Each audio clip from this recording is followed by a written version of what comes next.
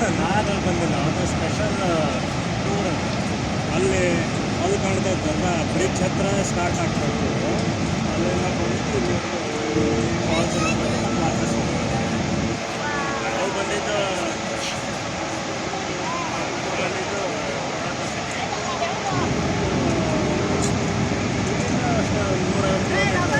ಒಂದೂವರೆ ತಾಸಲ್ಲಿ ಬಂದು. 我而家咧就企個尼加拉瓜大瀑布最近嘅距離啦。睇下嗰啲水啊、水花啊，其實個鏡頭咧都已經係有晒花水㗎啦。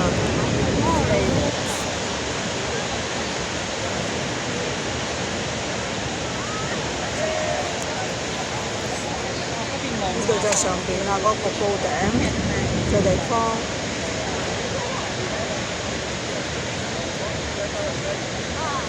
旁邊咧呢度咧就企滿晒嗰啲人喺度啦。喺呢個尼加拉瓜欣賞呢個尼加拉瓜大瀑布。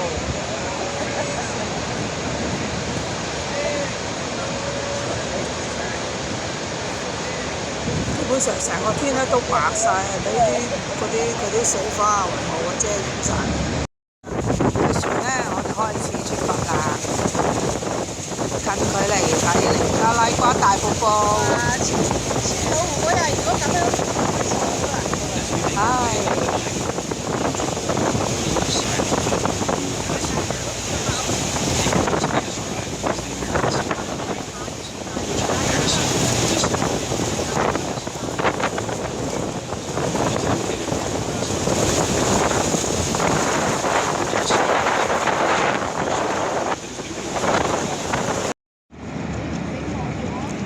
而家咧呢度咧就嚟到咗尼加拉瓜大瀑布啦。